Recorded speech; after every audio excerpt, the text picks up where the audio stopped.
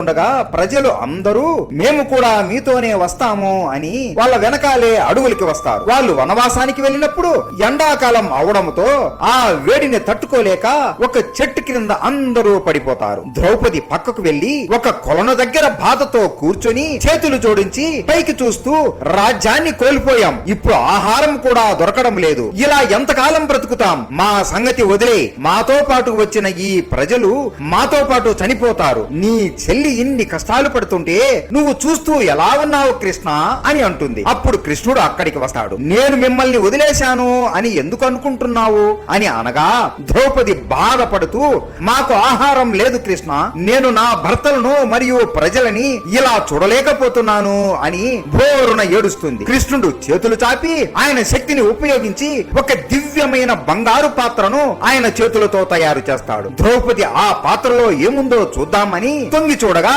ఆ పాత్రలో ఏమీ ఉండదు. ఏంటి స్వామి, మీరు మా పరిస్థితిని చూసి ఆట పట్టించడానికి ఇక్కడికి వచ్చారా అని అడుగుతుంది. అప్పుడు కృష్ణుడు నవ్వుతూ, లేదు లేదు చెల్లి, ఇది సాధారణ పాత్ర కాదు, ఇది అక్షయ పాత్ర, నాకు ఇప్పుడు వెన్న తినాలని ఉంది, ఇదిగో నా దగ్గర కొంచెం వెన్న ఉంది అని ఆ పాత్రలో వేస్తాడు. ఒక్కసారిగా ఒక దివ్యమైన వెలుగు వచ్చి ఆ పాత్ర మొత్తం వెన్నతో నిండిపోతుంది. అది చూసి ద్రౌపది ఆశ్చర్యపోతుంది. ఏంటి అన్నయ్య ఇదేమి మాయా అని అడుగుతుంది. ఈ 12 ఏళ్లు వనవాసంలో ఉన్నప్పుడు ఈ అడవిలో దొరికే కాయగూరలతో ఏది అయినా వండి ఈ పాత్రలో పెట్టు, అప్పుడు ఆ వంట ఎంత మందికైనా సరిపోతుంది, కానీ నువ్వు పొరపాటుగా ఈ పాత్రని పూర్తిగా కడిగేసి బోర్లిస్తే మాత్రం ఆ రోజుకి ఆ పాత్ర నుండి మీకు ఆహారం రాదు అని ఆ పాత్రని ద్రౌపదికి ఇస్తాడు. ద్రౌపది ఆ పాత్రని తీసుకుని కృష్ణుడికి ధన్యవాదములు చెబుతుంది. మీకు అక్షయ పాత్రని ఇచ్చిన ఈ రోజుని ఇక నుండి ప్రజలు అందరూ